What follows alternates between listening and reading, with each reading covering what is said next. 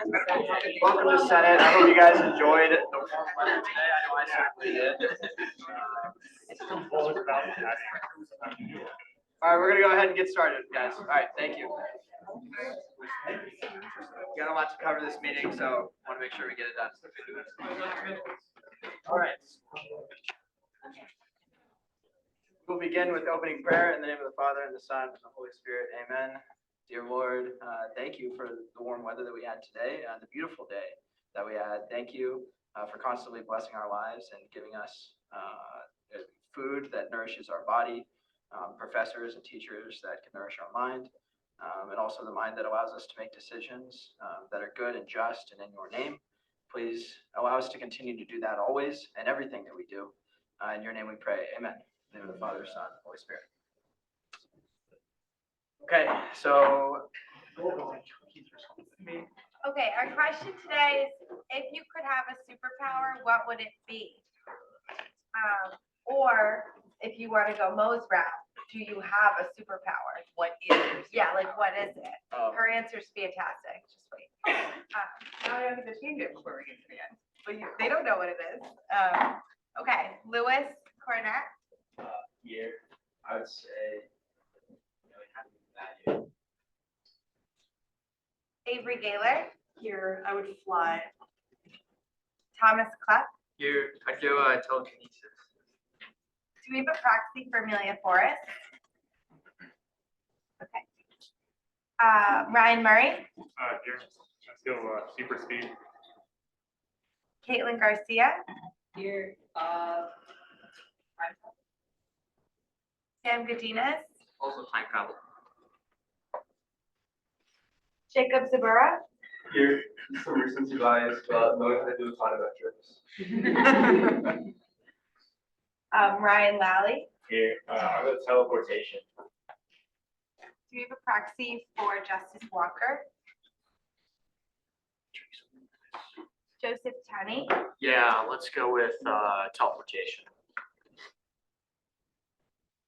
Lindy Scooby, I would also be teleportation. Isabel Rodriguez, Maria Bueno, Here, flying. Rocco Giannotti, Here, Kevin Wall. Justin Aguiar, Here, Clay Chauncey, Here. Sarah Hoban, Here, the ability to control. Libby Meister, Here, to know every language. Nate Miller, Here, hand reading. James Bradley, Here, flying.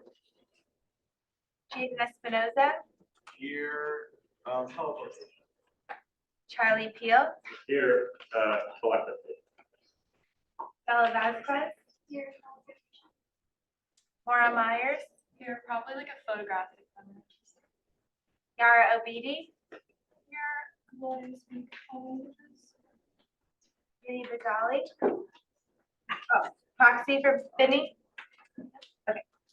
Andrew Ryan, Here, flying. Ryan Casey, Here. Dorian Toshio, What? Mariana Esparza, Here, telekinesis. Quinn Shannon, Here, I want the horse. Caro Fallon, Ian Show, Repeat. Faith Solomon, I shapeshift. Lou Romero, Here, invisibility. Rose Nguyen, Here, like understanding all languages, animals, Max Spice, Here and Aaliyah Ackland, Teleportation. Ava DeCroy, Here, basic but flying. Would be really cool. Bella Marchetti, Here, the ability to function without sleep.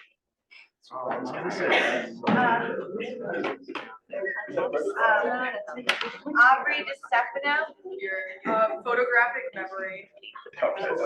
Daniel Jones, Here, super speed.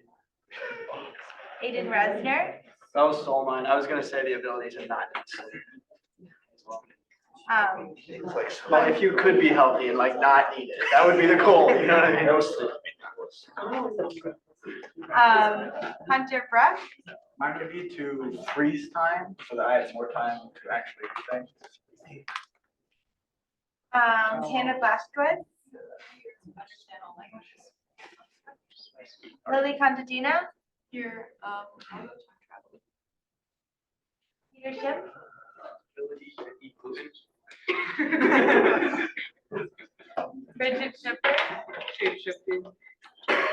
Cora Nisa, Here, healing sick people.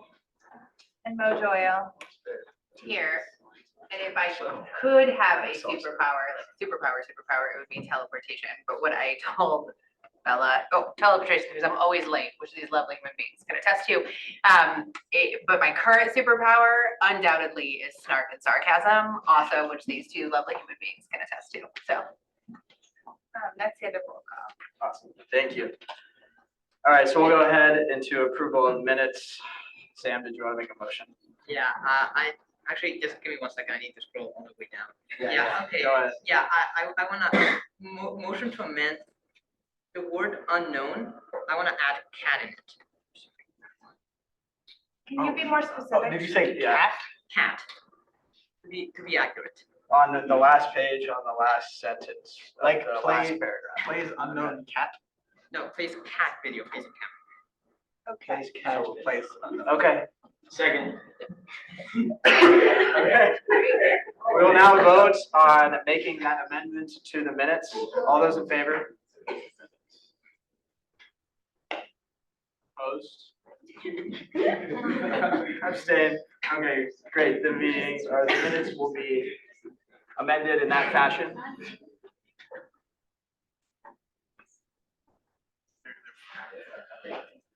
I'm gonna say that, Bella, that's not, I didn't know what video was playing either. I thought unknown was pretty good. But, okay. If there are no other amendments, we'll need a motion to approve.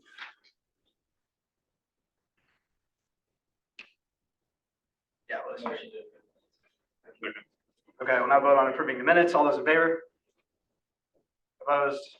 Abstain? Okay, great. The minutes are approved.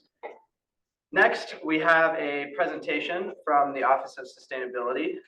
So we'll bring them up at this time. I will pull up, give me 1 second, to pull up your presentation.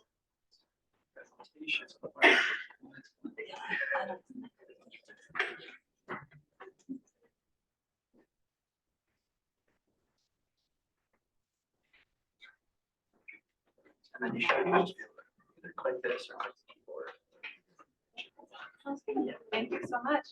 Hey, everyone. I'm Aiden. Thank you for the introduction. My name is Jory Kurtzals. This is Olivia Farrington. Thank you so much for giving us a few minutes of time to chat with you this evening. We've prepared some slides, some things we want to share with you, but really we're going to keep our comments brief about what we have to share with you, because really we're just interested in connecting with all of you, answering questions, and establishing ourselves as a resource. We've had a lot of changes in our team and our office in the recent past. And so we want to make sure that we're doing the work of reestablishing our relationship with our students. So just here's a slide that has some quick highlights of Notre Dame sustainability. I'm not going to read through those, but if you have any questions about any of those, you're welcome to ask about them. A key highlight that's kind of fun is this year, now in 2024, for the first time, we were ranked internationally for sustainability as a university by the QS World University rankings. Do you remember what the exact rank was?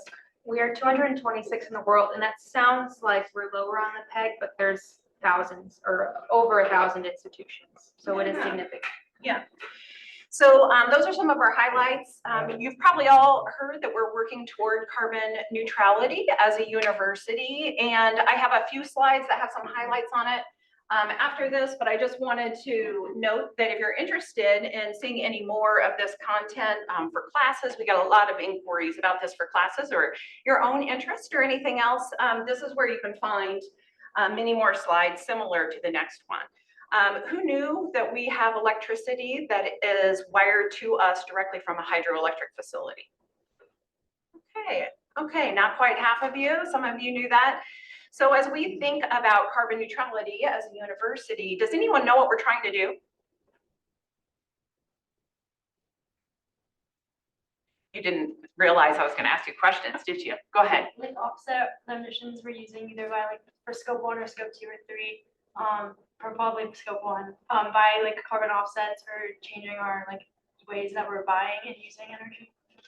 Well done, in a lot of ways. So in this case, our priority at the University of Notre Dame is to do the real work, the hard work of transitioning our energy to renewable low carbon sources, right? Lower greenhouse gas emissions. So the offsets are at the lowest end, like purchasing our way out is at the lowest end. We are not prioritizing that right now. What we're thinking about is how do we transition to cleaner energy? And so one of the ways we've done that is through the hydroelectric facility. You're probably, of course, familiar with some of our solar investments. This one is like 8 miles away, something like that. We also have solar on some of our buildings, and we're getting ready to break ground in the next year on a facility close to WNDU. And those solar panels have been made locally by an organization that employs former inmates. So there's a social justice component to that project as well. And then our last slide, there's a lot of other things we're doing, but the last one is the deep geothermal investments. With geothermal, we're being more efficient because we're using the superpowers of the earth below us to help to regulate our temperatures. So those are just some highlights of what we're doing from a sustainability perspective. Those are done at a university level. Our team is a team of 4 people. You can see Olivia and myself are here. All of us are either new to our roles or new to the university in the last year and a half. So most of you have been here longer than we have been in our roles here at Notre Dame. Olivia came from Notre Dame. John just joined us a few weeks ago and is a former student, graduated a year and a half ago about. And then Austin has been with us just a little bit over a year. So that's part of the reason we're taking this time to make sure we're sharing updates, getting to know our students. So these have been the workflows we've been working on this fiscal year. Olivia is going to highlight very briefly a few of those, but we're happy to answer any questions about these in a little bit, and I'll turn it over to Olivia. Thank you, Jory. I'm sure only some of you can see me because I'm tiny, so I'm going to try and hop around in between here. So yes, I'll jump through these highlights quickly because there is so much information, but I'll save time after for questions. So one of our workflows is with transportation. So our office has been partnering with transportation services on campus to address the changing landscape of transportation throughout the country and on campus. And so now we officially have a vehicle transition plan to transition our vehicles to EVs as needed. So currently, an exciting moment, we now have 5 EVs on campus between the motor pool that we can utilize for university business rentals and also through Notre Dame parking services. And just as a fun fact, US students, if you have any university business or related events, you can rent an EV as well. The hot topic on campus, recycling and waste in the everyday. We're happy to share that there's a lot going on with recycling. We have a lot of progress that we're continuing to work on, but notably, we did expand recycling to all dorms on campus as our students requested as of August 2023. And we've also installed more centralized waste systems across campus buildings. And we'll continue that process, but notably, some include DeBartolo and Jordan Hall, just to name a few. And more materials are also accepted now, in addition to the expansion on campus. It's an amazing amount of materials. So if you're interested to know what you can and can't recycle and how to recycle specialty items, I encourage you to check out our link that's on the slide here, our website. And so with that, you have a greater capacity to be able to make an impact in recycling as well. I won't read through all of these, but I just wanted to put in perspective the impact that we all as individuals can make when we're participating in this program. Notably, I think it's impressive to say that the impact that we can make is equivalent to planting approximately 7 acres of forest, or that's the impact, I should say, of what we've made so far through this program. Since August, I Yes. believe. Yeah.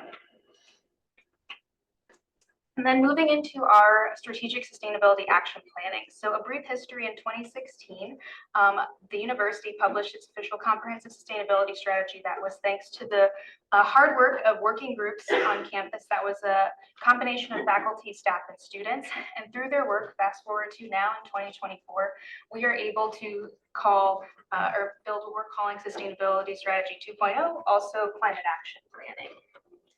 And so we're starting this pilot of climate action planning with food. So why food, many have asked? Well, food, it has an amazing amount of impact on the environment, social and economic effects. I won't go into all the bullets here, but this is just a touch of what food can do when we make an impact. I'll also note that preventing food waste is one of the top ways to mitigate the climate crisis. 40% of food that is produced in the US does go to the landfill, or excuse me, is wasted, and 60% of that food goes to the landfill. So we have a big impact that we could potentially make with our partners in food and campus dining. So as I mentioned, we've worked with campus dining to partner on this initiative and to begin piloting our climate action planning.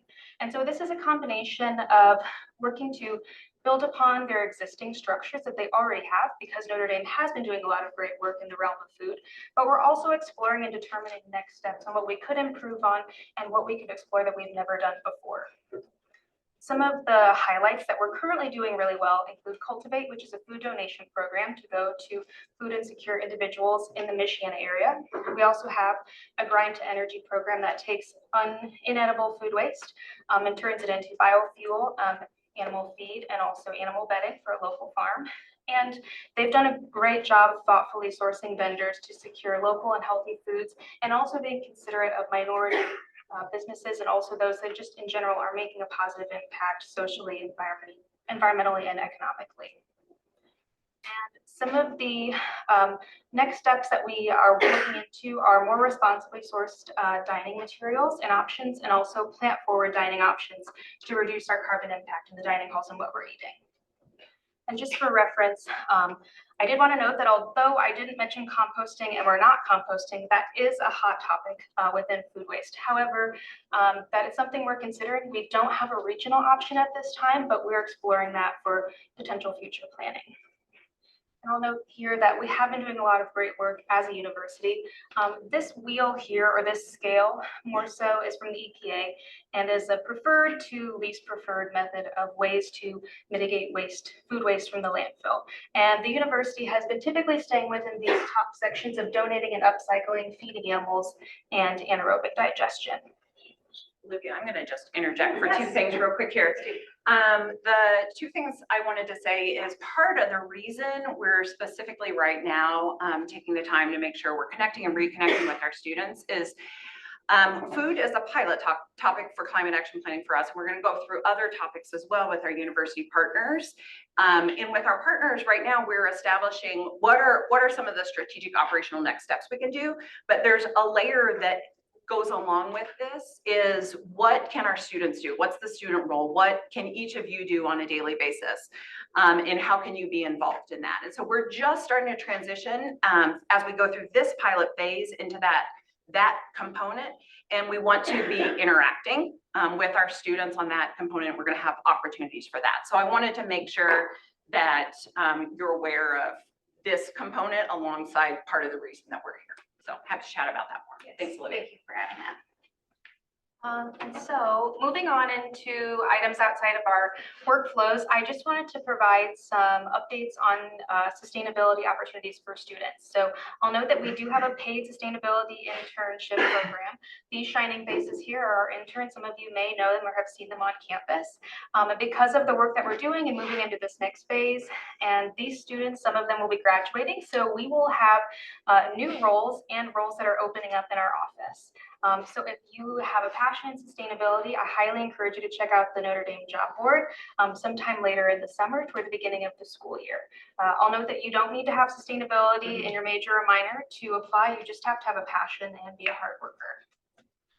And it's not just you all, you might know people who are really, Yes. who might be a great fit for this. Absolutely. And then other opportunities for students. So Landscape Services on campus is putting together a tree care plan committee that will eventually be sent to be a part of Tree Campus USA. So if you are interested in protecting our tree canopy on campus and hoping be a part of submitting this proposal to Tree Campus USA, you can scan this QR code. Interested students will have a background or be studying arboriculture, environmental science, biology, or some type of related program. And we do also have a monthly newsletter for those that are interested in staying up to date with what our office is doing. This goes out on a monthly basis, the Green Ambassador. And through this QR code, you can sign up directly with just your email and you'll start getting our mailings. So I have blazed through, but that is all that I have for you. So we'll open it up. Yeah, and as you're thinking, oh, go ahead.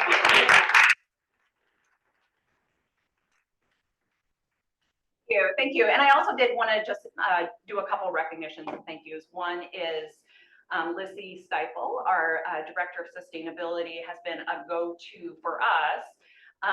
Quite often we'll be chatting about something and we'll say, ask Lizzie, and then ask Lizzie, you know, like see what she says. And so she's really played a role in supporting us as we get to know Notre Dame and start to think about the student body and ways to interact. And then also, Daniel, thank you for being a part of our recycling video update earlier this year, which has been live for a little while. So thank you so much for that. We will yield to any questions you might have for whatever amount of time we're allotted. I don't know if it's 1 minute or more. Yep. Yeah, how often do you tabulate progress towards the carbon neutrality? Annually. Yeah. Can I ask what was the last? Yeah, you can ask for sure. Yeah. So that is calculated through our facilities design and operations team, our utilities team. And so right now, I don't have it off the top of my head. And to be honest, the actual number of metric tons of carbon dioxide equivalent or tons of carbon dioxide is less important than the progress we're making toward like reduction. And I can say, I can't remember the number off the top of my head, but I can say that we're surpassing where we had planned to be at this time toward our goal. So we're doing better than expected. And that's really through the talent and foresight and leadership from the top down at our university, prioritizing these longer term projects.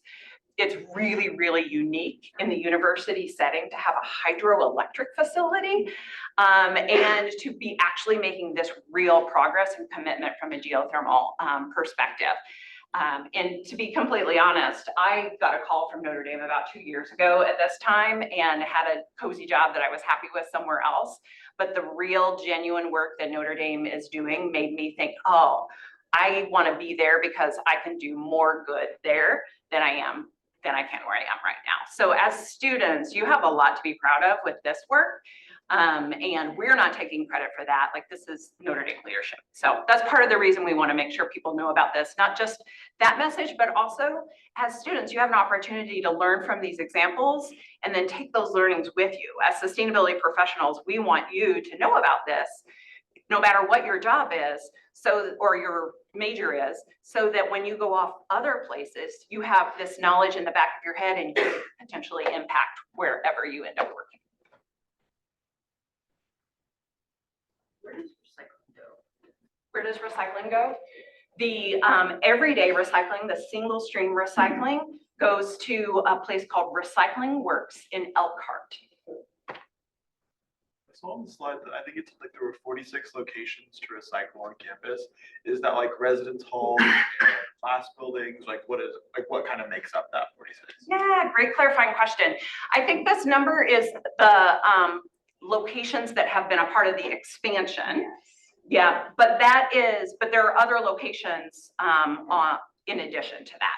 So basically, when we started in our jobs, we recognized an opportunity for improvement in this area.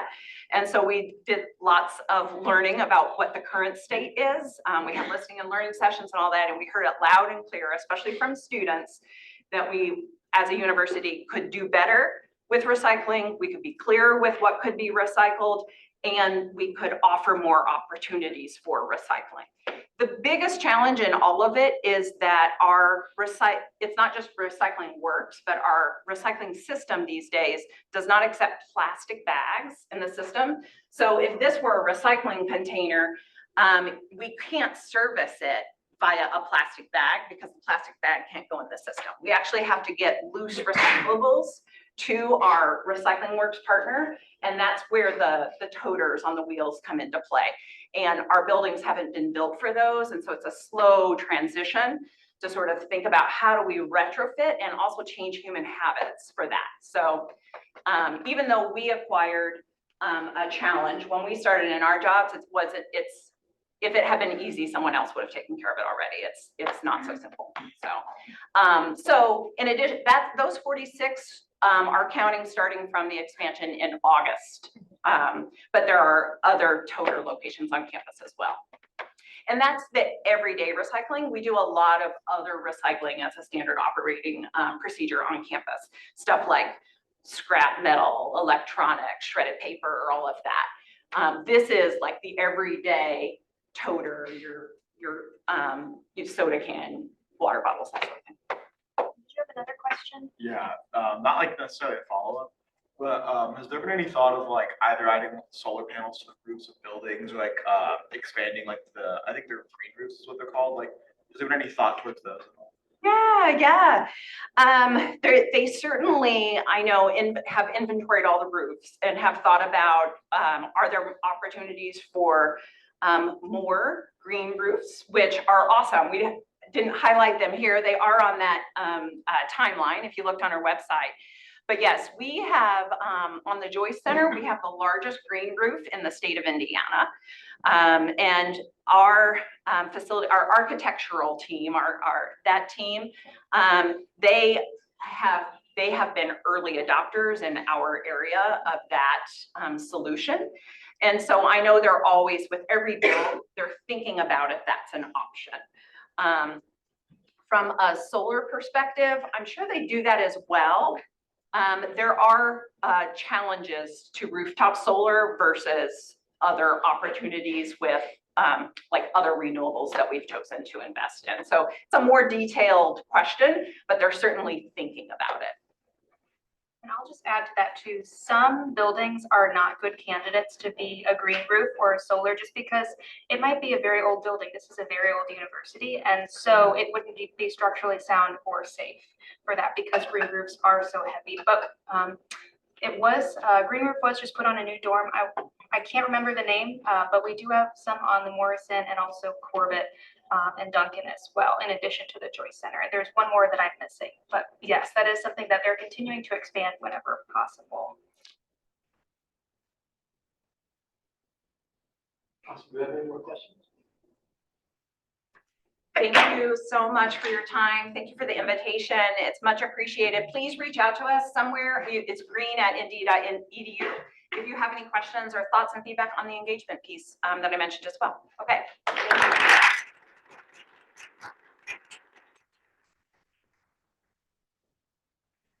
Thank you so much. Appreciate it.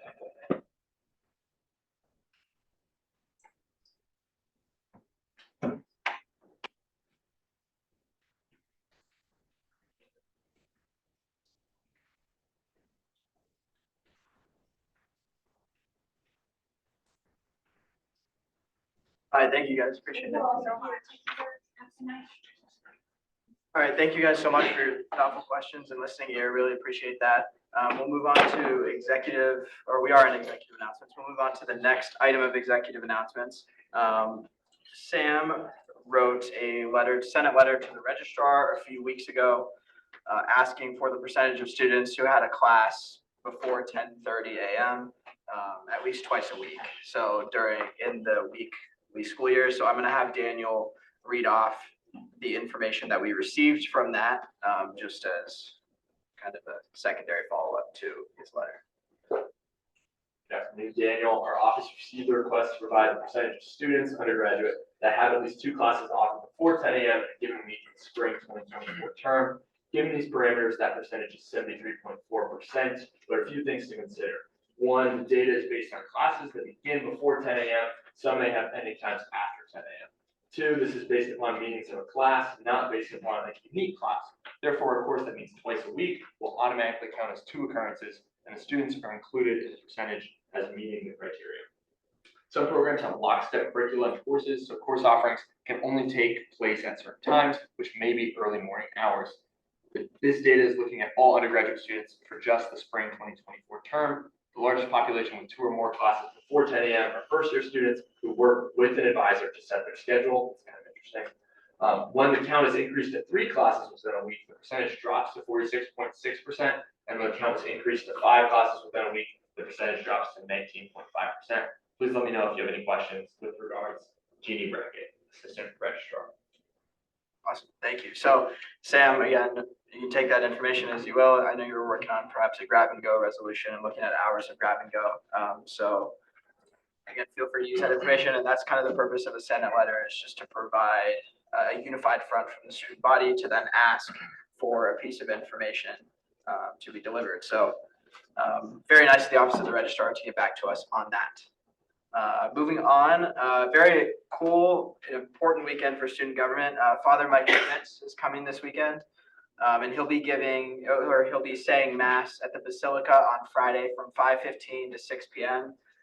If you want to go, I think it would be best to arrive early. I think it's going to be probably a pretty packed event. So if you want a seat in the Basilica, I would probably get there early. And then he'll have a keynote address similarly at the Basilica at the Sacred Heart on Saturday from 12 to 1. So there will be 2 opportunities. One, the Friday one, he'll be saying Mass, and then the Saturday one will be a talk from him, given kind of like a keynote address. So if anyone has any further questions about that, about logistics, it's free, first come, first serve. So, but I would definitely arrive early just from some of the conversations that we've heard with students. I think there will be a lot of people there, which is awesome. And he's great. If you haven't either watched his podcast, Bible in a Year, or listened to his podcast, it's awesome. And he's really great. So if that interests you, we're really excited about it, and we're happy to bring him to campus. Again, I'm happy to answer any questions about that afterwards as well. Okay, moving on. In general orders, we have a nomination for Judicial Council President. Corin would like this one read, if at all possible, just given the gravity of it. So, Corin, if you would like to begin. Members of the Undergraduate Student Senate, it is with great pleasure that I present to you my nominee, Hunter Brooke, for the position of Judicial Council President for the 2024-2025 term. According to Article 12, Section 3A1 of the Constitution of the Undergraduate Student Body, the Judicial Council President shall be nominated before March 15th of each year by the outgoing Judicial Council President and approved by the outgoing Senate. After careful consideration and reflection, I am confident that Hunter is the most qualified individual to serve as the next Judicial Council President. From Friends, Hunter is a junior majoring in business marketing and political science and a resident of Carroll Hall. Hunter has garnered a tremendous amount of depth and breadth of experience in the student union during his 3 years at Notre Dame, including his service as a member of the first undergraduate experience and leadership cohort during his first year, Carroll Hall Senator during his sophomore year, and the Student Union Parliamentarian this year. Throughout his years in the Student Union, Hunter has also assumed roles on various committees and departments, including the Committee on the Constitution, the Club Coordination Council's Financial, Cultural, and Special Interest Committees, and the International Outreach and Communications Departments within the Executive Cabinet. I have had the privilege of working closely with Hunter over the course of this term and have admired his incredible work ethic and dedication to the student union and all of its endeavors. Hunter has exhibited an unmatched desire and passion for upholding and advancing the student union constitution and being a resource to the entire Notre Dame community, always prioritizing making time to answer questions from individuals within and out of the student union. I am continuously impressed by his comprehensive constitutional knowledge and interpretations, as well as his ability to swiftly articulate constitutional arguments while thoroughly assessing all possible outcomes. Hunter is always eager to learn, which has allowed him to acquire a deep understanding of all aspects of judicial council, and this desire will allow him to continue to grow. I have observed his remarkable leadership abilities and his work with our 2 Deputy Student Union parliamentarians, and I have no doubt that his passion for sharing his knowledge and listening to the ideas of others will serve him well in this new role. Hunter embodies all of the qualities necessary of a Judicial Council president. While serving as Student Union parliamentarian, Hunter has demonstrated utmost professionalism, poise, integrity, empathy, and maturity, even when put in difficult situations. He is committed to ensuring ethical leadership and operation of the Student Union, while also improving clarity and transparency within the Judicial Council. Hunter's modesty and willingness to accept constructive criticism have allowed him to grow as an individual and leader throughout this term, and will remain critical as he learns a new role as Judicial Council president. His inquisitive nature has promoted deep and thoughtful conversations that have challenged me, as well as the rest of the Judicial Council, to ensure that our work is purposeful, logical, and in the best interest of the Student Union. Hunter's work ethic and values are paramount and represent the best of the Judicial Council. I am certain that Hunter will respectfully and courageously continue to serve the Student Union and Judicial Council, and that our institution will be better because of his leadership. It is with unwavering resolve that I nominate Hunter Brooke to serve as my successor. Respectfully submitted. Awesome, thank you. We are now in questioning. So all questions will be directed to Court or Hunter. Yes, Sam? So you mentioned that you've served as senator and parliamentarian. Well, according to the letter, what has been your experience in those positions? What have you done that you consider most meaningful? Can you repeat that, Sam? You said according to what? You've been in 2 positions in student government, enumerated, senator and parliamentarian. What has been your most meaningful work? It's a great question. I would say the most meaningful is always when you're able to directly serve other people and like see the positive impact from that. So a lot of the help that I was able to do with elections this year was super impactful for me, because that's like, you see it firsthand. I'd also say a lot of the representation I did for Carroll Hall when I was a senator, I was always super happy to go back to our Hall Gov meeting and share what was happening and what was going on. So that was always really touching.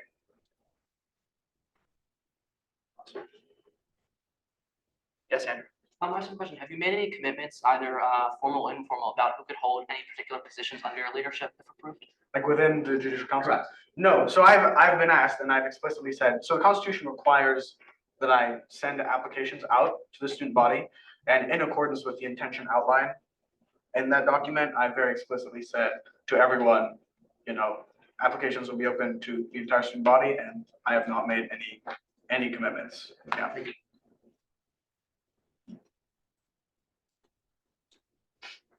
Yes, Andrew? Another question. One of the responsibilities of the Judicial Council president is to serve as the chairperson of the Ethics Commission. So what has having to appear before the commission in the past taught you about ethical behavior in the student union? A lot, actually. I think I am very happy to be in a, I think, unique position where I've kind of seen multiple angles of how things work.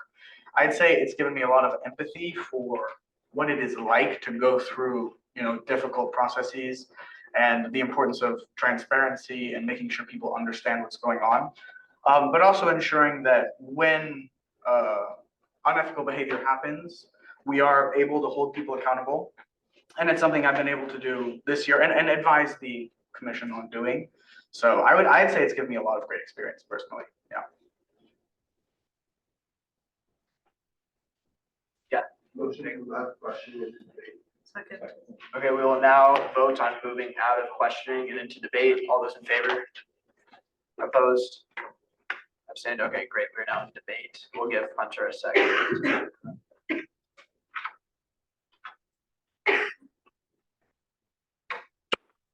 We're now in debate. Yeah, Clay. All right, so every voting member who I can find an email for should receive an email. Feel free to check that, more in-depth outline of what I'm about to say. First of all, I want to say that absolutely nothing against the individual being nominated. He's been nothing but nice to me in every interaction, and I genuinely do think he is a good person. Concerns I'm raising come from a place of concern for the student union, and I'm in no way making a comment or judgment on his character, responsibility, to carry out the duties to which he's nominated. All the information was gathered from former Judicial Council officers and committee members, former exec cap officials, and other student union officials, all of whom expressed concern for this nomination and recommended a vote against it. First of all, The two main duties of the student union parliamentarian are to chair the student union ethics commission and appointing other judicial council officers to run things such as elections, bureaucracy, and parliamentarian. First problem I have is that student union parliamentarian chairs the student union ethics commission. I think there's a little bit of a conflict of interest considering the fact that that student union ethics commission recommended that Hunter was impeached last year. Take that as you will. I'm not here to rehash that allegation, but I do think that the whole situation has brought plenty of points that I think are problematic. First of all, is dishonesty in front of the student senate. I quoted Hunter's comments during the impeachment meeting last year. He failed to mention that he was told by the field directors that other senators would be educating field members on Senate activities. And he ignored that and in fact reached out with a message which also represented several enumerated positions within the student constitution. Speaking of that, I quoted parts of that email. I was a recipient of it. Some of the claims that he made during it include having an office and a coalition within the Senate. Hopefully you all know that's not true. Claiming that this role is a role as senatorial aide, which does not exist, includes learning to write legal documents and winning election campaigns for Senate, class council, etc. And that senatorial aides will be able to work within Comic-Con. Hopefully all of you as senators know that even though senatorial aides do not exist, they would not be writing legal documents or helping class council win elections. He also claimed the ability to renew his aides across positions. Once again, even if that position did exist, I see a little bit of a conflict with bringing aides to a new student government position. There is a transcript of that email in the document I sent out. Yeah, there's also misrepresented some Senate actions during the student body VP campaign. He referenced fixing Lake Dillon several times. And every time he failed to mention that a large part of this being fixed was that it was an accessibility issue, which the Department of Disability Advocacy had long been working on. And there's, of course, a few situations where I feel like the Constitution was poorly interpreted. One of them being ComCon meeting last year, in which Hunter and two other individuals argued against the reforms by employing an interpretation of the Constitution that was so abstract that it was upsetting for other members of the committee. One of them, the Judicial Council President at the time, left the room out of frustration and did not return. Since ending debate required unanimous consent, the meeting went on for around 2 hours. Several other members. Additionally, just 2 weeks ago, you all know, a Senate order which was sponsored by the nominee. We were incorrectly told that the order passed, and rather than correcting the record to indicate that it failed, the order was pulled from consideration. There are only two real possibilities I can see for why we were told that that passed. Either the nominee did not know that it required a 2/3 vote threshold, or nominee ignored that fact, and I think either one of those is problematic. So for these reasons, I believe this nominee is not fit for the position of Judicial Council President. In my carefully considered opinion, he has demonstrated a lack of good judgment when it comes to the student union constitution. This position has influence over everything from elections to Senate actions to representation at OCS hearings. Given the information detailed above, I do not feel that I can trust the nominee to act in the best interest of the student union. Yeah, Andrew, sorry. Due to the Can I personal, just ask, we need to speak a lot slower, and if we're gonna read something off of something, even slower than that. Would be fantastic. due to the personal nature of this vote, I motion to move to vote by closed ballot. Second. Okay, that is a debate. Just debate that. Yeah, that is a debatable motion, so we can debate on that. Sam, Okay. would you like to debate? Yeah, so I'm just gonna talk about the motion. Sorry, one second. I just want to explain how this will work for everyone. So the motion for a closed vote is debatable, so we will have a debate, and then someone will have to make a motion to vote on whether we vote on having a closed vote. Does that make sense? Like it's very complicated, but and then a closed vote is also a 2/3. So if we have a closed vote, then it will be a 2/3 vote as well. So yes, 2/3 majority. It would be 2/3 Majority to vote to have a closed vote? or to have a closed vote. Yeah, we'll work through this, but right now we'll debate and I'll explain as the motions come through. Absolutely not. If you have disagreements with Hunter's nomination, then you should be able to voice them publicly. I am very appreciated by individuals who are gonna voice them publicly, but that means you should also vote publicly. It means that you should be able to say within your own voice that you vote yes, no, or abstain. I think that is only fair that these procedures are followed. And I think individuals should not be scared in order to voice their opinion. So this is just to make it more reflective, have an open vote. I think that, I mean, you can have the results publicized and have people know who voted for what, but I think the idea of a closed vote is to not feel pressured by other people. And yes, Sam, like you said, you know, people should not feel pressured and should not be afraid to voice their opinions publicly. But I think you and I both know that's not the case, especially given just the order of the votes. You know, raise your hand, yes, you see a lot of people's hands go up. You realize, oh, you might be one of the few people with your hand going no. I do think that a closed ballot would ensure that people are voting in ways consistent with what they believe. Clay. I want to emphasize again the position that we're considering.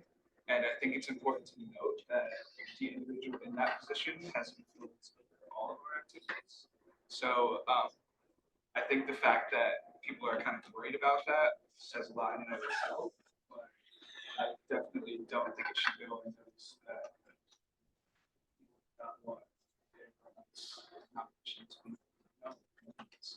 very not concerned. Thank you, Clay. Andrew. I think just the fact that this individual, like, someone we have to work with this individual moving forward after this nomination, regardless of the outcome.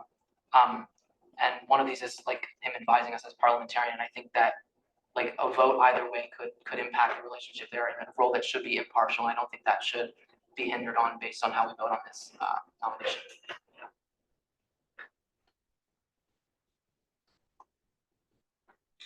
Sam, go ahead. So ballots, at least in the past, and I think are extremely rare. As in nominate, I don't think there has ever been a nomination thus far. I don't even remember the last time a secret ballot vote was done. I think that it's just gonna make it more complicated overall as a whole process to make this a secret ballot. Let's just keep it open. Yeah, Joseph. Hearing that point, I think this may be an unprecedented circumstance. Has there ever been an instance in which someone who has been recommended to be impeached by the Ethics Commission would then go back to chair the Ethics Commission? Has that ever happened before? Yes, Clay. On that note, I will say that the last time a closed vote was used was considering the foreign resolution last year. So I think if people not wanting their thoughts on the foreign to be known is a valid concern, I think this is very much a valid concern. Yes, Louis. That motion for us to move into a vote on the vote. On the closed vote, yes. So this is a motion that and it needs a second. Okay, so now we will vote on whether we are going to vote on a closed vote. Does that make sense? Anyone confused? This is just whether we're gonna have the closed vote or not. It's super confusing. Okay. I think everyone understands. Okay, so all those in favor of having a vote on the closed vote? Opposed? Abstain. Okay, we will now vote on having a closed vote. Once again, this will require a 2/3 majority. So we're gonna vote on whether this will be a closed vote. All those in favor?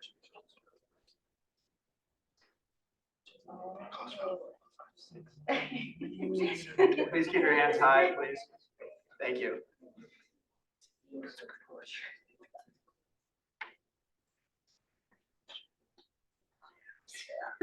Sorry, if we can just keep the side conversations to a minimum, I would appreciate it. Thank you.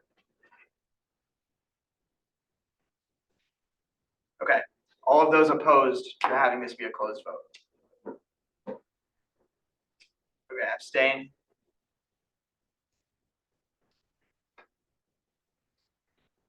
So we will have a closed vote on this issue. So we are now, thank you for bearing with me with that and understanding. We are still in debate now on the issue of Judicial Council President nomination. Yes. I just want to say, I'm kind of interested, like, I mean, he has a lot of positions, but like, that didn't serve on the judicial council, like as an actual member. I don't know, I feel like there's so many people.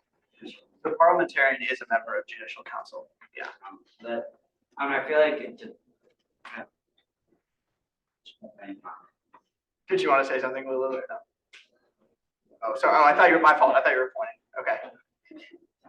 Yes, Corin, and then Rose.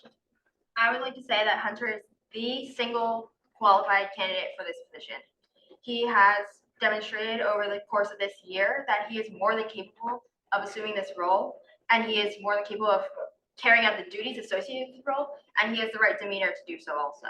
I think that to assume that something that may have occurred but didn't fully result in anything punitive last year is going to dictate how he's going to act moving forward. I think it's unfair to him. I think it's unfair to me. I think it's unfair to the student union. Ultimately, he wasn't impeached. Ultimately, none of us in this room, I don't think, know exactly what happened. And so to hold that so closely to this nomination today, I think is unreasonable. Hunter has demonstrated over this year that he is able to, or he is a person who acts with honesty and good morals and good ethics.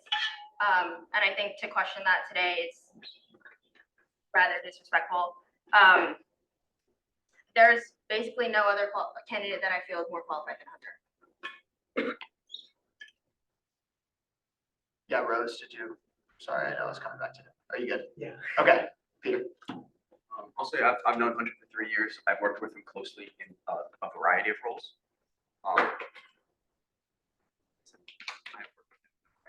I would say I have seen over the past 3 years not only incredible growth of character, but also incredible hard work and dedication. I don't know anyone who's more passionate or dedicated to not only the Constitution, but also to the upholding of the student union. And I think he has shown, especially as long as I've known him, growth in character and willingness to accept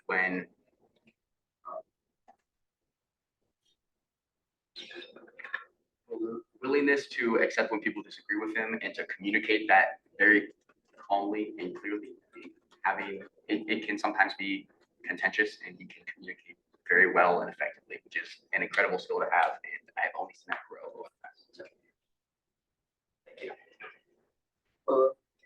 I will add that I've only got to work with Hunter for a short amount of time with dealing with transition stuff and things like that. But in those 2-3 weeks where I was completely lost in terms of the Constitution and what kind of my next steps were, Hunter was always ready to step in, answer any questions that I had, provided every single possible solution and idea of ways that he could help not only myself, but the better of the senior class. So I don't think I would have been able to feel as prepared in transitioning to the role that I am now if it weren't for Hunter's help. He is incredibly selfless, incredibly committed to the role, and I've only seen this in a short amount of time that I've worked with him. So someone like Peter who's worked with him for far longer can probably testify more to it, but in these 3 weeks, he has been nothing but helpful, and I think he's more than qualified for the J Council President position. We'll be able to successfully follow Corin, especially after this year. Thank you. Joseph, and then I'll get you guys. Yeah, can I ask Corin a clarifying question based on her previous remarks? Or is that allowed? Sure, but is it like you're trying to make a point off of the answer to the question? I want just a clarification. Sure, you can do that. You said that Hunter was the only qualified candidate at the start, and then at the end that he's the most qualified candidate. Which one of those is the case? I'd say probably both. Okay. I mean, yeah. Would you like to make a point of debate off of that or no? I find it shocking that he's the only qualified candidate for the role. Yes, let me get Thomas and Corin, and then go back to Faith. Real quick, we'll go back after. Corin, go first. Hey guys, my name is Thomas Musgrave. I'm the Judicial Council VP for Peer Advocacy. I want to make a couple points on Hunter's nomination. To be clear, I fully support him. So number one is the point on his actions in the Ethics Commission. To be very clear, I have been OCS twice and been convicted, and that has made me a much stronger Vice President for Peer Advocacy. I know the system. I can help people very, very effectively. To be clear, Hunter, yes, there was the recommendation from the Ethics Commission for his impeachment. The people in your seats decided not to go through with that, to be clear. So I think that his understanding of that process actually makes him a lot stronger in understanding the gravity of it, and I think will make him very effective in that role. The second thing I wanted to say is that, you know, throughout my time working with Hunter in this role, I found him to be incredibly both knowledgeable, but also open to that criticism. We challenge him often. I think it's very clear that we've challenged him a lot of things. He's so open to having that and having that level of discussion. I think he's grown a lot in the few years that I've known him. And for that reason, I fully endorse him for this position. Thank you, Thomas. Yeah, Faith, did you want to go? Yeah, I also just have a clarifying question based on the fact that you said he's the only candidate. Does that imply that you would be unwilling to nominate somebody else should his election not happen? If this nomination doesn't pass today, I will be sending in a nomination next week for Hunter.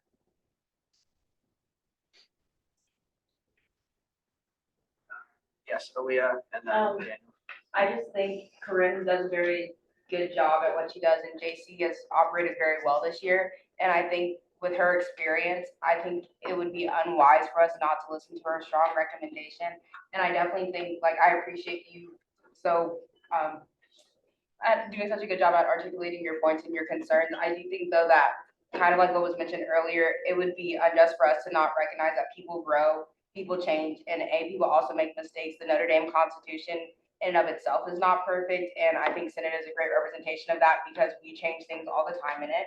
And so sometimes we do make mistakes when interpreting it, or we make mistakes in writing things. So I think that Hunter has shown, like everyone has mentioned, that he's willing for change and growth. And I don't think that he's going to be a power-hungry person who won't listen to people's concerns. And I will personally say that FYCC this year, we've been very confused on a lot of things and how to write constitutions. And Hunter has personally sat and had meetings with us individually. And I know that he has a lot on his plate as parliamentarian. So I feel like he truly gives the time and attention to each organization that needs it. So. Yes, Daniel.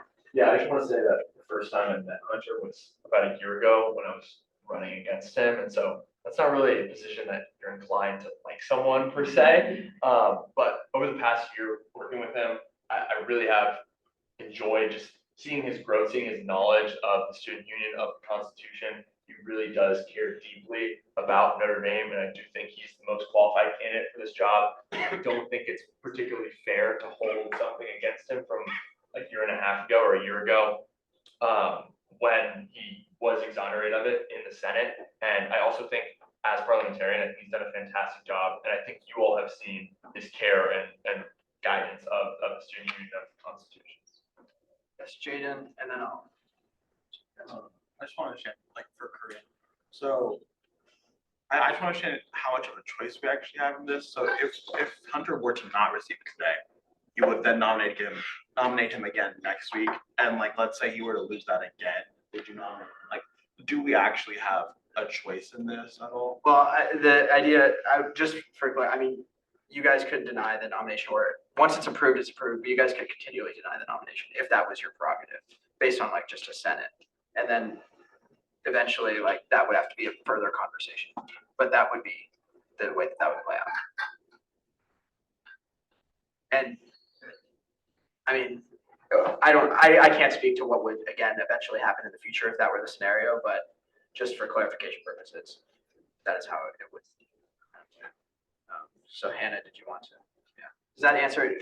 I just want to make sure. So he can continue to be nominated as many times regardless of how we vote. So if it is continually no, it could also, like, if it is hypothetically continually no, it could also hypothetically continue that he just is nominated. Correct. But again, the nomination also has to happen before March 15th. So it would be problematic if there was no nomination and approval before that date, if that makes sense. So there would be timeline coming into play there. So like continual nominations, I guess if you're asking like would continual nominations perhaps have an end? It's never happened, but hypothetically, yes. So if that answers your question. Or is that your understanding as well? Yes. I just want to provide hopefully like a good overview. But I think the reason that Corin has expressly articulated is that she feels that Hunter is the sole best candidate for this position, and that's why she would renominate. Does that make sense? Yes. I just really want to make sure I'm understanding this correctly. Okay. So that means that regardless of how we vote, he will most likely be the person to assume this position. That's out of my purview. It's a totally, the Senate has to approve it. So that I can't speak to that. Yes, Hannah. Yeah, so I've worked with Corin for over a year now. She is an effective leader. She is a great judicial council president. And I'm speaking as someone who also has to appoint your successor. There's no one except for the person in your role who understands who the person who's going to be assuming your role is going to do. You know what that job entails. Corin, as judicial council president, has thought about this thoroughly and has to think about the future of her part of the student union. And so she has thought about this, and I trust her judgment, and I think that you should trust her judgment too. Do you want to cede your time to? I think I just want to echo what Aaliyah was saying. Also, my name's Rin. I'm the Vice President of Elections for Judicial Council. Aaliyah mentioned that we had a very seamless election process this past year, and that was due in large part to Hunter's existence in Judicial Council in this term. I hadn't met him ever before this term, but I can say that he's a wealth of knowledge, and he's really willing to debate you on things and talk to you about difficult processes. And I think that our elections would not have been so clean as they have been so far this year without his presence in Judicial Council. So I absolutely endorse him as a candidate. Max, and then. Yeah. So first point I'm gonna make, I don't think it's disrespectful to necessarily have a little friction and questioning Hunter as a candidate. I don't think it's a disrespectful thing to do. In fact, I think Hunter would rather be in favor of it. I remember beginning of the year, he's he mentions how a lot of Senate is just thoughtlessly passing resolutions or nominations. So I think it's constitutionally a good thing, and democratically a good thing that we're having a bit of friction here. But also I just want to say all experiences I've had with Hunter have been good. All the negative experiences that may have been brought up so far are all from hearsay. I've never witnessed it firsthand. I'm on ComCon with Hunter. I was in Senate last year with Hunter. My ComCon interview was with him was very, very interesting. He just knows so much about the Constitution, and he wasn't in the role of parliamentarian for too long at that point. You guys underestimate the amount of knowledge he has on the Constitution. He knows it like the back of his hand. I've been in Stu Gov for 2 years, and it's just he'll reference something that I know to exist, and he's really passionate about it too. He's not just this boring bank of knowledge. He also has passions about what he wants to improve on the Constitution, what he wants to improve about student government in general. So, yeah. Thank you. Yeah. Yeah. So I don't think anyone in the Senate denies Hunter's knowledge on the Constitution. I mean, you see it every Wednesday, how he's just spitting out there. But I personally question Hunter's agenda. Clay had the link to this email that was sent to Clay about this senatorial aid. And honestly, reading it kind of changed my perspective. I mean, the wording is it's very grandiose, and it's offering this role that doesn't exist. And then I'll also remind everyone that on February 7th, we had an order to institute the Deputy Student Union Parliamentarian, which was another instance of Hunter desiring aides under him. And so I think those two kind of point to the fact that there's a pattern here more than just one instance. One was unconstitutional, the other was not, but I don't know. Ultimately, I find it a little counterintuitive to nominate someone to lead the ethics commission that was kind of set to the ethics commission. And that's what it boils down to for me, that sort of discrepancy. So yeah. I'm gonna go to Bridget. Yeah, I've only met Hunter in the past year since serving as co-chair at Fall President's Council, but I can say within that time that he has always been very prompt, on top of things with us. He's proactively reached out to us about things that otherwise we wouldn't have even realized needed to be done, or that weren't strictly necessary, but ended up helping us better our organization, because he gave advice and then we were able to decide whether or not we wanted to follow it. And on that note, if a large question that people are debating is the character and where his character in the past year is what I can speak to. There have also been instances where he reached out to HPC just to discuss and make sure that we're to know our opinions on things when he had no requirement to do so.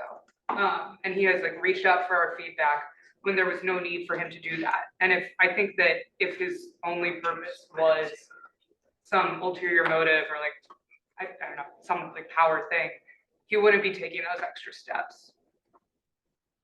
That's right. Yeah, so I'm Hunter's successor in Senator Carroll Hall, and I gotta say, he is one of the toughest acts to follow.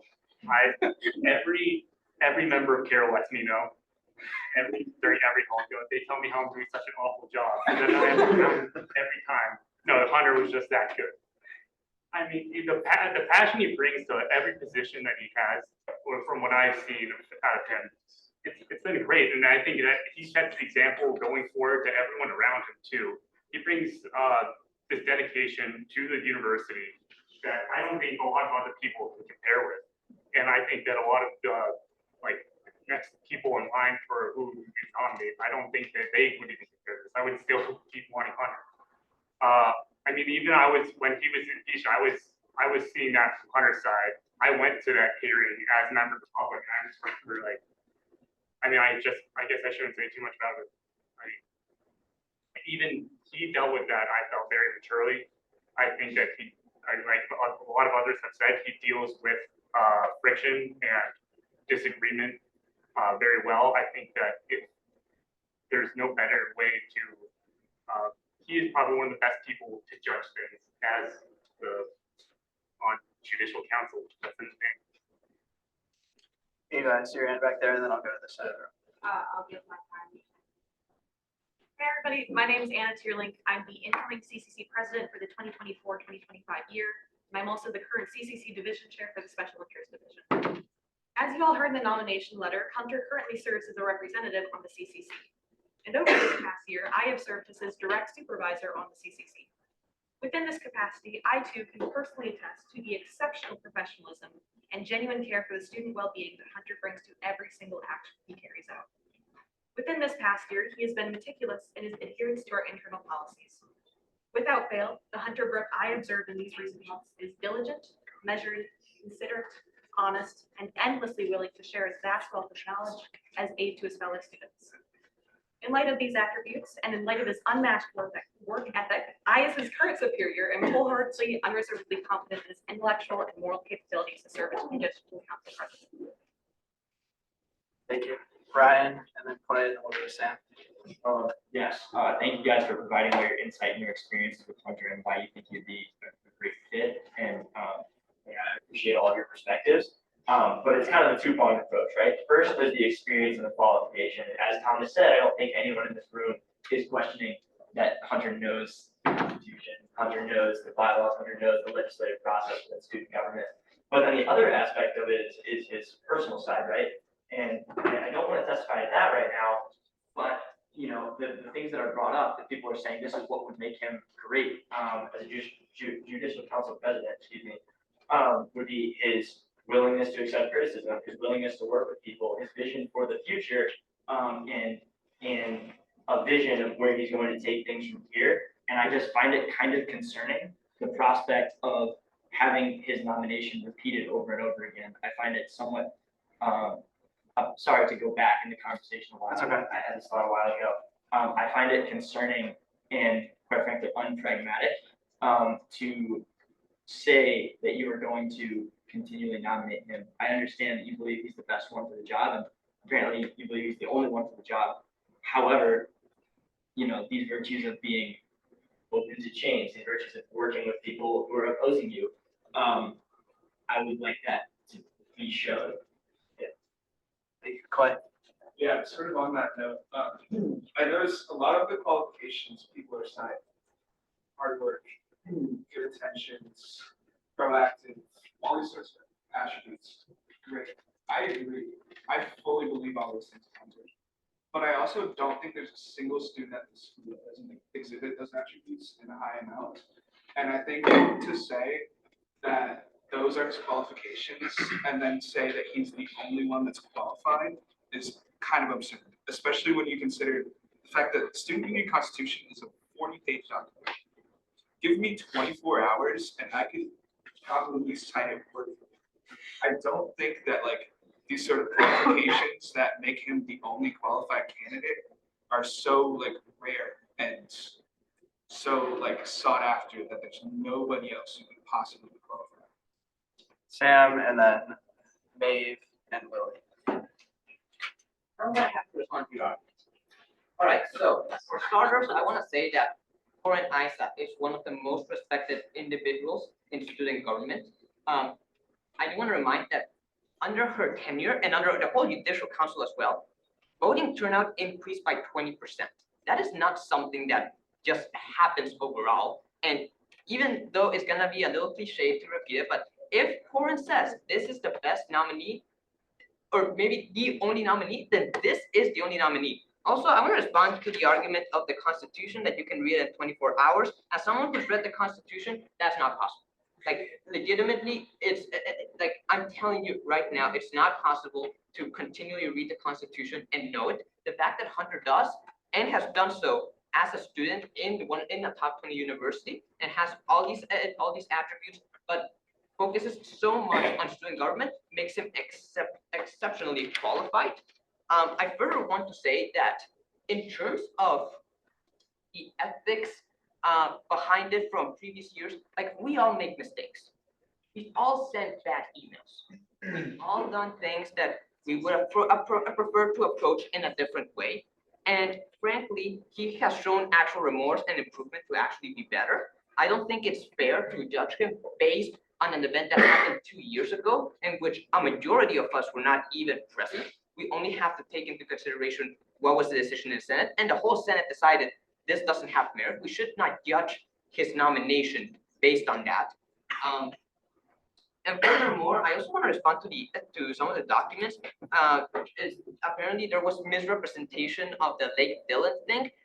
As someone who has a good relationship with administrators from the Office of Facilities Design and Operations, I can tell you they all said it was Derek and Hunter. Yes, the department advanced it, but only after Derek and Hunter presented it, and it was mostly them, really. I also read in the Observer that it was mostly them. And also in terms of the Senate order that apparently he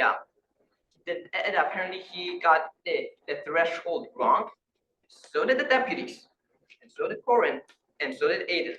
People make mistakes, and frankly, it's just that we're so accustomed to resolutions that that's what we all thought. But it's one of those things that the moment I even briefly said, hey, I don't think you got the threshold right, he immediately knows, oh, it was a Senate.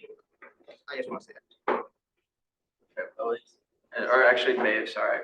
Okay, yeah, I just wanted to say, first of all, like, it's so cool to see like how far everybody's come, like being senators, because I feel like, again, like this time, or like when everyone is being voted in April, like no one is really saying anything, so I think it's really cool that everyone's forming their own opinions.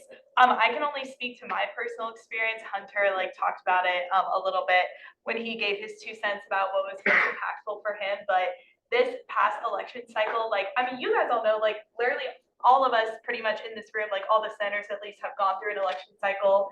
You guys all know like how stressful it is.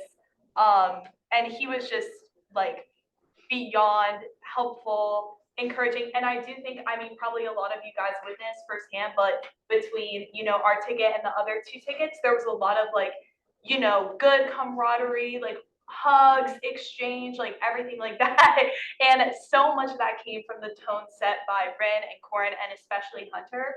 And I feel like we all respected his opinion a lot, like as a person who's gone through the student body election cycle. I also wanted to say, I know Corin, she's in my section in McGlynn, and I respect her so much as a person. Again, I'm not gonna say I'm like best friends with Hunter or Corin. I don't know either of them that well, but just the level of professionalism and the dedication. I understand, you know, we've all heard things about Hunter. I'm not gonna stand here and say I've never heard anything negative about Hunter Brook in my life. We've all heard things. And, so I don't know him too well as a human being, but at least as a person outside the student government context, but at least within the student government context, I can't really think of anybody else who would do as great of a job. And besides what I think and what all of us think, I just respect so much what Corin thinks, and her level of experience. And I go Lily and then Jaden and Corin. And if beyond that, I think we brought up a lot of great points. And I appreciate the conversation. If anyone has anything new to add to the conversation or any other insight, I think now would be the time. But I think all of us have kind of expressed our piece. So if anyone has anything new to add, Lily. Yeah, I'll keep it brief, but on behalf of sub, we worked, I didn't have huge knowledge of the Constitution or our bylaws or any of that before coming into my position this year. Hunter was extremely helpful with that, but it also, in just regards to the comment about people, everyone in the school being hardworking and willing to do roles. As a leader in the student union, it is a huge role to take on, and you need a specific person for it. Someone that has the knowledge, has the willingness to do it. And again, I definitely trust Corin and her judgment in that role to appoint who's coming out. Jaden and then Corin. I'll just say that I personally don't appreciate how this conversation has turned from a conversation on somebody's ability to fulfill a role based on the description of the role and then the resulting documents that we received, and more so become a conversation on oh, well, this person is so good at their job, it would be disrespectful for us to not follow what they're saying. I think as everyone has agreed within the Senate, there is a benefit to us being able to have discourse, for us to be able to have disagreements.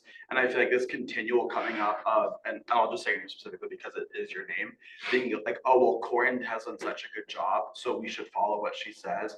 I don't think that that's honoring the true depth of what the Senate should be doing, which is arguing and having dialogue. I think regardless of what someone has to say, we are all able to express our thoughts, and we shouldn't constantly be coming back to the idea of, well, oh, this other person said this thing. I understand that she's the person in the capacity of the position, and she has worked intimately with Hunter, as well as it seems a lot of influx of people who are not traditionally in Senate all showed up today in support of that. I think that this kind of constant coming back to the personal has gotten us away from what we should be focusing on, which is qualifications, which is on work history, which is on things like that, and not so much, oh, well, I know this person is this type of person, so we should be following that. I just think that has become inappropriate. I just want to say a couple of things. First, I think we started off by saying that we understood that Hunter had the qualifications, and so the discussion changed to his character. And then later in the conversation, I've heard that we are now saying that everybody's a hard worker, everybody is a lot of things at Notre Dame, and so we need to find a person who's going to meet the requirements for the position.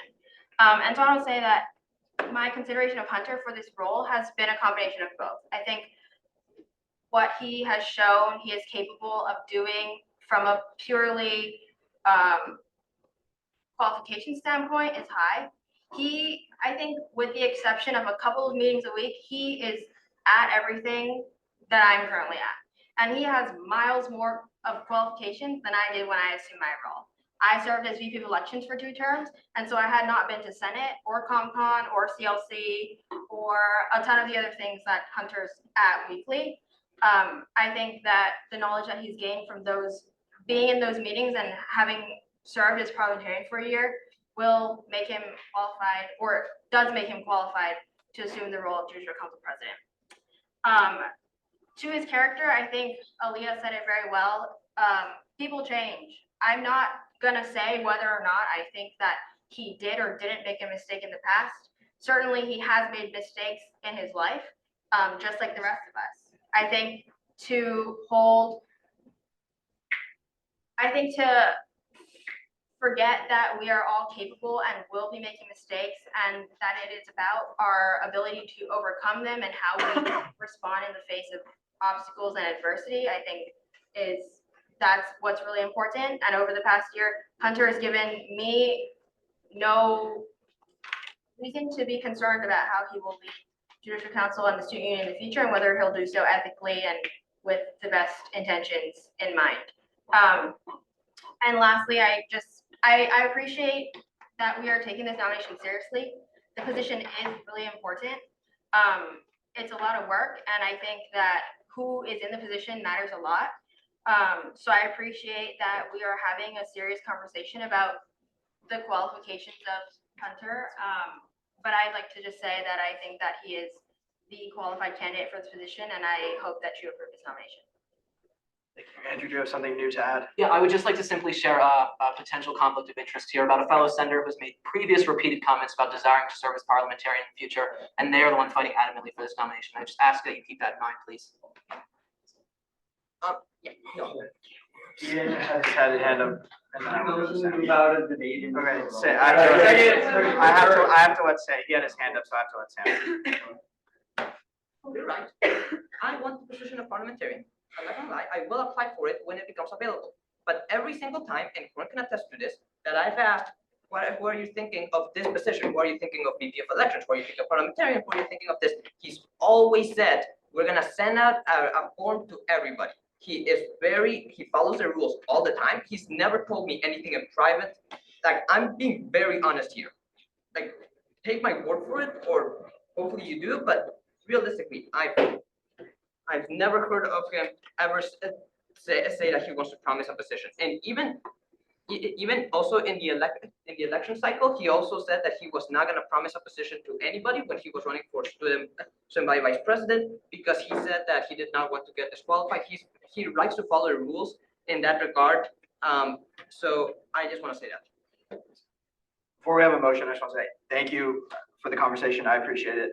I'm an impartial member. I'm the chair of the Senate. So thank you for having this conversation. I do want to say that my experience with Hunter, again, I hope that you don't vote. You vote again on the qualifications of the position, as opposed to kind of the character or the character growth of the individual. I think the conversation divulged into that. In my experience, Hunter has been nothing but helpful.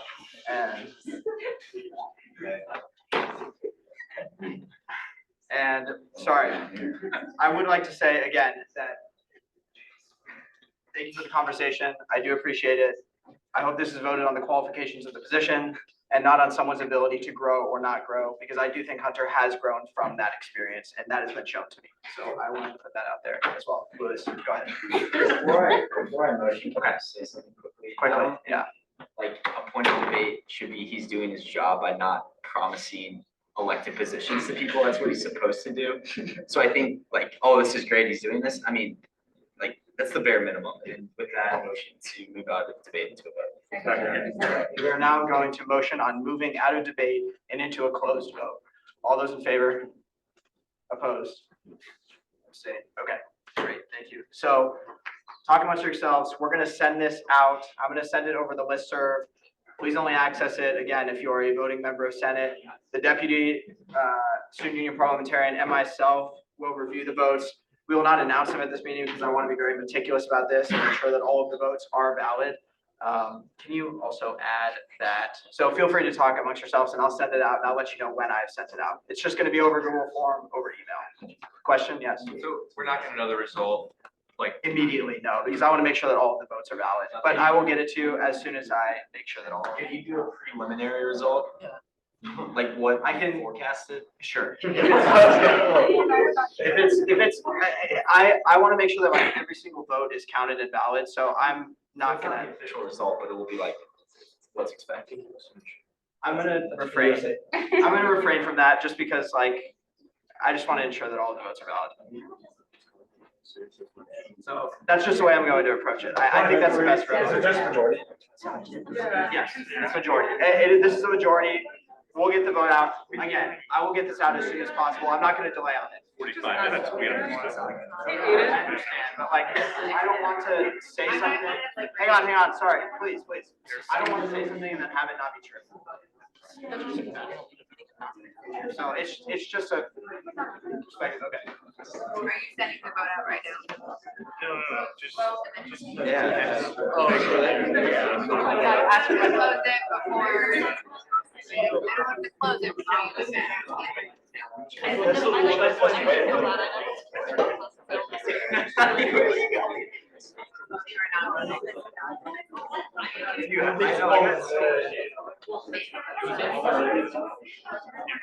Yeah, I just wanna like declare. I think everyone would look real. Yeah, great. We're all gonna do great.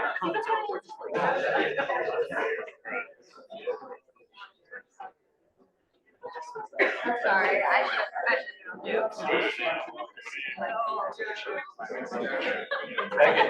We're just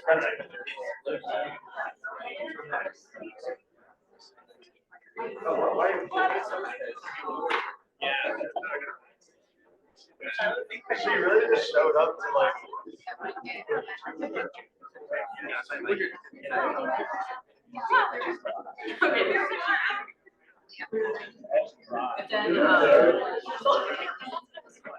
Yes. Just going to this range over the table to the side and then try to stand.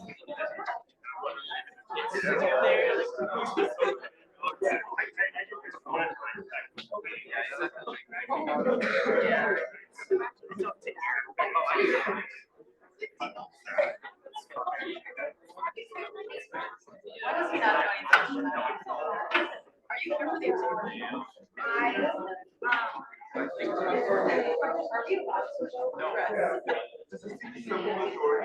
Yes, if you're voting. Are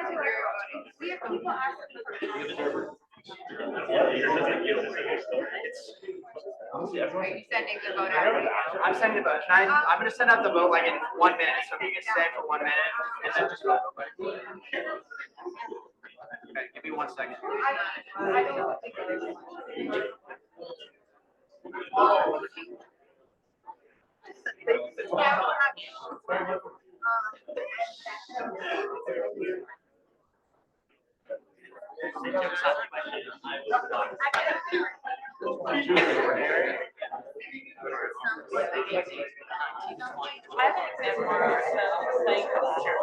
I'm sending it out, everyone. Please only vote if you are a voting member of Senate.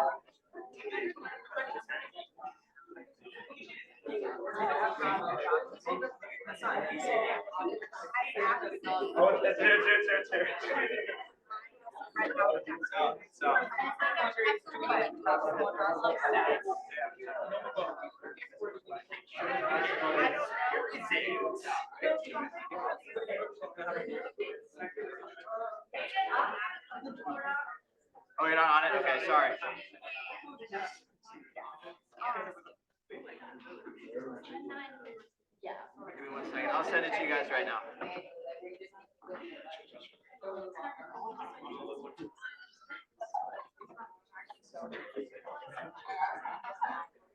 What was his action?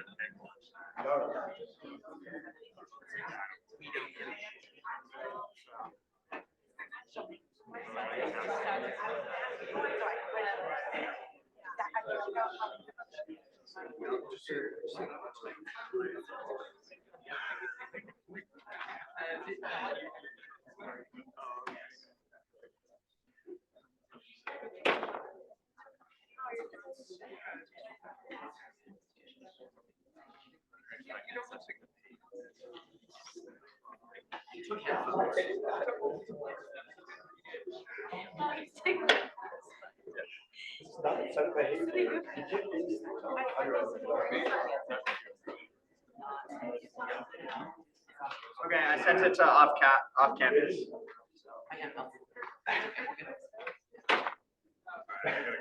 All right, see you, Charlie. Okay, we also still have another item in general order that we have to hear today. So if we don't have quorum, that's problematic if we can't hear it. So if you really, really have to leave, like I understand, but we do have another item that we have to hear today.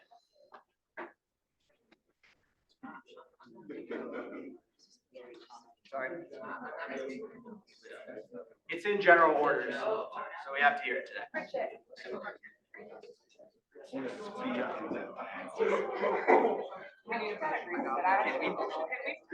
It would be like eliminating the student union. It's different. Oh, okay. If you guys have a mandatory session, you have to attend, you have to leave, I understand. But if we could just stay, so has everyone voted? Yes. Has anyone not voted, not received the form, who's a voting member? I'm not now. I don't think I got it.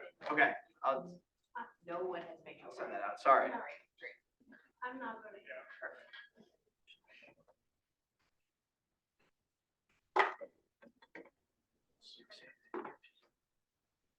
Okay, I believe I sent it to you, Ryan. Yeah, I got it. Oh, good. Good. I was executing. Yeah, when I was taking your hand.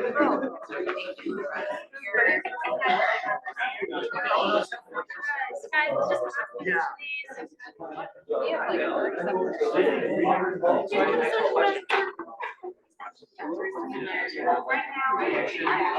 Motion second, like.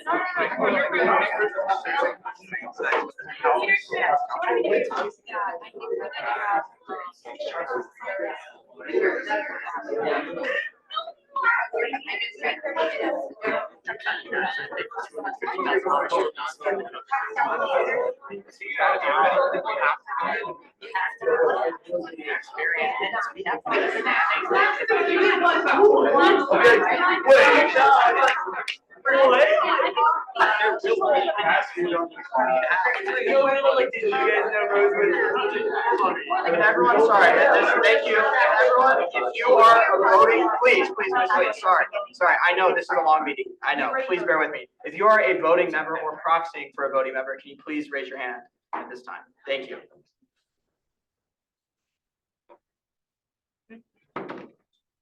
Hi, please, come on, guys. We all want to get out of here. Let's go.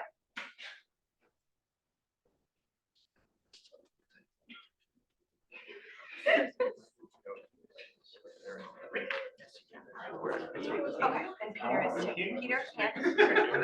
Yeah. Okay, we're fine, we have quorum, we'll hear this last issue, it is an important one, so, yes. I seek unanimous consent to suspend all parliamentary procedure and move straight to a vote. Second. Loud, I No, thought it you is talked. actually. Okay, I've never heard that before, okay. Can we bring Hunter back in for him to let us know? Can we bring Hunter back in to let us know? Hunter, okay, so we'll bring Hunter back in. He's a vote. No, it is. Go ahead. Yeah, so we can just suspend all parliamentary procedure by motion to suspend. It needs a 2/3 and we already have it. All of us want to get out and we move straight to a vote and we just vote yes on this. How's that? Okay, well, that's great. Thank you for the opinion. I'm gonna bring Hunter in to make sure that that is fine, please. Thank you. But if that's fine, then yes, we'll second it. We'll vote. I know, but I need to see if it's 500. Oh, Peter, yes. Peter, do you have a different, hang on. Thank you, guys. Thank you. Peter, do you have a different motion? Ryan, yes. Yeah, motion to, include the document on the judicial council president nomination in the meeting minutes. Second. To include the nomination on the meeting minutes? The document that was shared. By Clay. Yeah. Oh, I understand. Okay. Gosh, what kind of vote is that? I don't know what this thing is. Yes. Yeah, it's not a public document that was emailed directly to some people in this room. That's Yeah. Sorry. Sorry. I just. Give me 1 second. I just need to see if that's.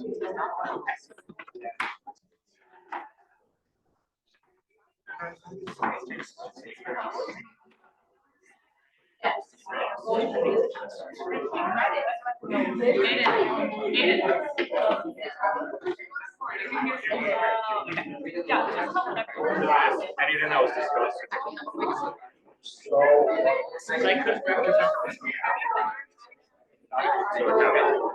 Okay, so because that document was explicitly read from and is the part of a meeting minutes, that motion is allowable by the Constitution because it was read. So we had a second, so we are going to vote. Thomas, do you know if it's a majority or a? I believe it's majority. Okay. Oh, but we'll check again.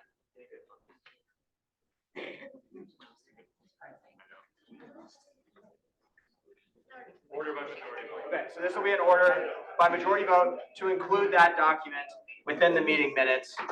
All those in favor of including that document in the meeting minutes?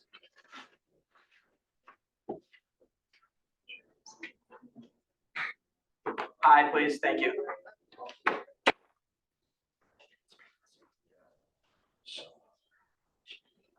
Oh, hi, please raise some high, sorry, there are some people who voted late.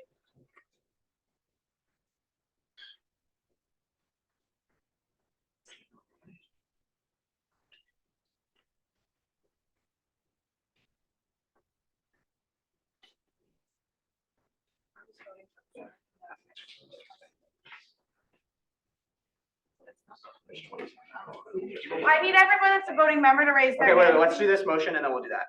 'Cause- So I can't oh, do wait, it we if can't you without don't a have- quorum. Okay, Yeah. so can you raise your hand if you are a voting member or proxying for a voting member?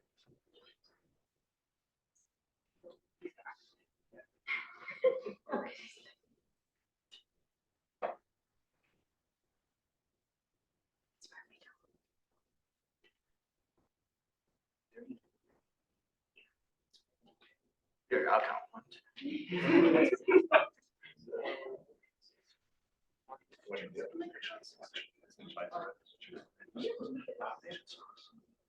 I made a copy, don't worry. I have 34 as well. Okay, we're fine, thank you, okay. So we're now going to vote again on including that document. Did you get 17? Yes. Okay, okay, opposed to including that document.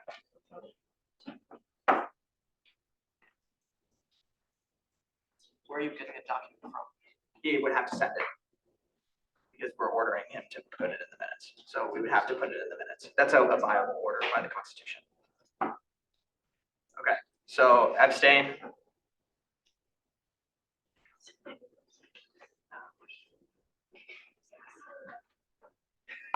That is 50%. Exactly. Okay, so that's exactly 50%, so it passes.